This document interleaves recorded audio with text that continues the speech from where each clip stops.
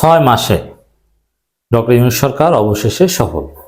আইনশৃঙ্খলা পরিস্থিতির পূর্ণ নিয়ন্ত্রণ সরকারের হাতে এবার আসছে। দর্শক, একটা খবর সন্ধ্যা থেকে, মানে গতকালকে খবর, সন্ধ্যা থেকে সেন্ট্রাল কমান্ড সেন্টার কাজ শুরু করবে। মানে এই কথা যখন বলেছেন তারপর এটা শুরু করেছে। মাননীয় প্রধান উপদেষ্টা প্রেস সচিব বলেছেন যে সেন্ট্রাল কমান্ড সেন্টার কাজ শুরু করছে। এই সেন্ট্রাল কমান্ড সেন্টার এটা কাজ শুরু করা এর মানে, এবং আমরা প্রভাবও দেখেছি যে প্রায় ১৫০০-এর মতো আওয়ামী লীগ গ্রেপ্তার হয়েছে এবং আওয়ামী লীগ চুপচাপ, অনেক গ্রাম সন্ত্রাসী শূন্য, সবাই পালিয়েছে এবং চাঁদাবাজরাও এখন ভয়ে, চাঁদাবাজিও কমে গিয়েছে কিছুটা। চাঁদাবাজদের ধরা শুরু করেনি, কিন্তু তার আগেই অনেক বিএনপি চাঁদাবাজ সোজা হয়ে গিয়েছে। সেন্ট্রাল কমান্ড সেন্টার, এই সেন্ট্রাল কমান্ড সেন্টার এটা চালু হওয়া অর্থ হচ্ছে আইনশৃঙ্খলা পরিস্থিতির উপর সরকারের শক্ত নিয়ন্ত্রণ থাকা। এই কাজটা 6 মাস পর সম্ভব হয়েছে, এটা একটা ঐতিহাসিক সফলতা। এখন আইনশৃঙ্খলা পরিস্থিতি যদি পূর্ণ নিয়ন্ত্রণ করা সম্ভব হয়, এটা যদি স্বাভাবিক থাকে, স্টেবল থাকে, তাহলে এই সরকার সংস্কার করতে পারবে, বিপ্লবের স্পিরিট ধরে রাখতে পারবে। এবং এই সরকার তো অনেকটা বিপ্লবী। দেখেন দুইটা থিওরি হচ্ছে, দুইটা, যে এই সরকার তারা আইনশৃঙ্খলা পরিস্থিতি নিয়ন্ত্রণ করছে, কিন্তু আরো বিভিন্ন জায়গায় যদি কোনো কিছু দরকার হয় তখন ছাত্ররা এবং জামাত শিবির তারা মাঠে নেমে আসবে। তারা হচ্ছে সরকারের একটা অ্যাসিস্ট্যান্ট ফোর্স। যেমন ধানমন্ডি ৩২ থেকে শুরু করে আওয়ামী লীগের বিভিন্ন স্থাপনা জয়বাংলা করে দেয়া, এটা সরকার সমর্থন করেছে, ডক্টর ইউনূস সরকার এটা বৈধতা দিয়েছে, কিন্তু তারা তো আর এটা করতে পারেন না, খারাপ দেখায়। এজন্য ছাত্ররা করেছে, জামাত শিবিরের লোকজনের সাথে ছিল, বিএনপিও ছিল। তো এইভাবে করবে ছাত্ররা এবং জামাত যতই দ্রুত নির্বাচন বা কখনো কখনো এসব কথা বলে, কিন্তু দিন শেষে ডক্টর ইউনূস সরকারকে চূড়ান্তভাবে সফল করতে যতদিন সমর্থন দেওয়া দরকার, এই সমর্থনটা দুইটা গ্রুপ থেকে পাওয়া যাবে, ছাত্রদের পক্ষ থেকে আর জামাতের পক্ষ থেকে। আইন শৃঙ্খলা পরিস্থিতি যদি ঠিক থাকে, বিএনপির হুমকি দামকে আন্দোলনে কিচ্ছু হবে না, আওয়ামী লীগের হুমকি দামকে আন্দোলনে কিচ্ছু হবে না। ছাত্র এবং জামাতের সমর্থনে সরকার দীর্ঘমেয়াদে সফল হবে, সংস্কার করতে পারবে ইনশাআল্লাহ। এই জন্য মূল শর্ত হচ্ছে দুইটা, আইন শৃঙ্খলা পরিস্থিতি নিয়ন্ত্রণে থাকা এবং দ্রব্যমূল্য নিয়ন্ত্রণে থাকা। এবং সেন্ট্রাল কমান্ড সেন্টার এর মধ্য দিয়ে আইনশৃঙ্খলা পরিস্থিতির উপর শক্ত নিয়ন্ত্রণ প্রতিষ্ঠিত হচ্ছে। দ্রুত আইনশৃঙ্খলা পরিস্থিতি উন্নতি হবে বলে আশা প্রকাশ করে প্রধান উপদেষ্টা প্রেস সচিব শফিকুল আলম বলেছেন, সব বাহিনীর সমন্বয়ে সেন্ট্রাল কমান্ড সেন্টার কাজ শুরু করেছে অলরেডি।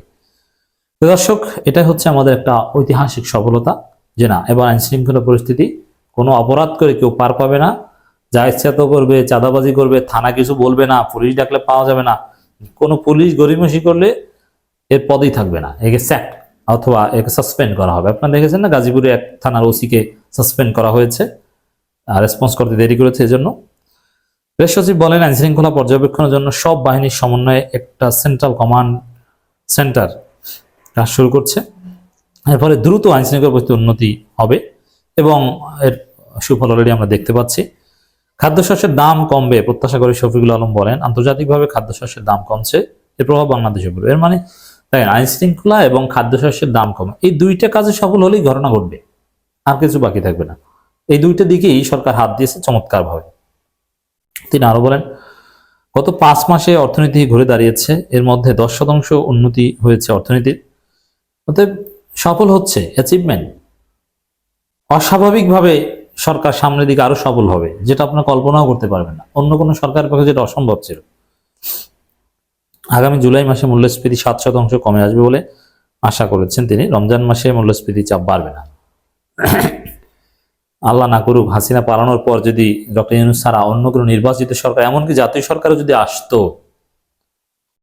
রমজান মাসে যে কি অবস্থা হতো, কেউ পারত না পরিস্থিতি নিয়ন্ত্রণ করতে। প্রেস সচিব বলেন, বাংলাদেশ কোরিয়ান ইপিজেড নির্মাণের জন্য জমি সংক্রান্ত জটিলতা নিরসন করা হয়েছে, তাদের হাতে জমির কাগজপত্র তুলে দেওয়া হয়েছে। এর ফলে কোরিয়ান ব্যাপক বিনিয়োগ আসবে। এই যে নির্বাচিত সরকার আসলে এই সমস্যা, এই যে নির্বাচিত সরকারের যে প্যারাসিটামল থিওরি, এগুলো ভুয়া। এই সরকার আমলে যা হবে, ডক্টর ইউনূস আমাদের জন্য রহমত, ব্লেসিং, অতএব তাকে আমাদের কাজে লাগাতে হবে। তিনি যতদিন থাকতে পারেন থাকুক, এই দেশটাকে উন্নত করে দিয়ে যান। তার উপর আস্থা রেখে যে পরিমাণ বিনিয়োগ আসবে, অন্য কোনো সরকারের উপর আস্থা রেখে ওই পরিমাণ বিনিয়োগ আসবে না। এই জন্য আপনি দেখবেন যে ভারত এবং হাসিনার মূল টার্গেট হচ্ছে ডক্টর ইউনূস এবং ছাত্ররা। বিএনপি জামাতের বিরুদ্ধে তেমন কিছু বলছে না, সব ক্ষোভ হচ্ছে ডক্টর ইউনূসের। অথচ ডক্টর ইউনূস আন্দোলনে ছিলেন না, তাকে ছাত্র ধরে এনেছে, ধরে এনে সরকার প্রধান বানিয়েছে। অথচ এই আন্দোলনের পিছনে টাকা পয়সা নাকি সব খরচ করেছেন ডক্টর ইউনূস। ওগুলো মিথ্যা কথা।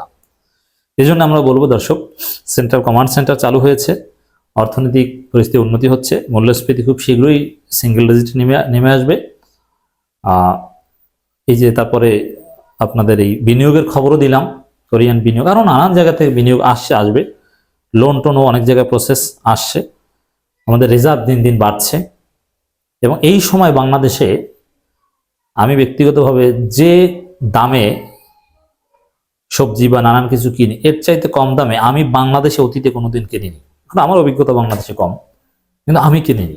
যথেষ্ট কম দামে জিনিসপত্র পাওয়া যাচ্ছে, একেবারে নাগালের মধ্যে। 10 টাকা 5 টাকাও সবজি পাওয়া যায়, যেটা অসম্ভব ছিল হাসিনার আমলে। তবে সব ঠিক আছে, সরকার সফল।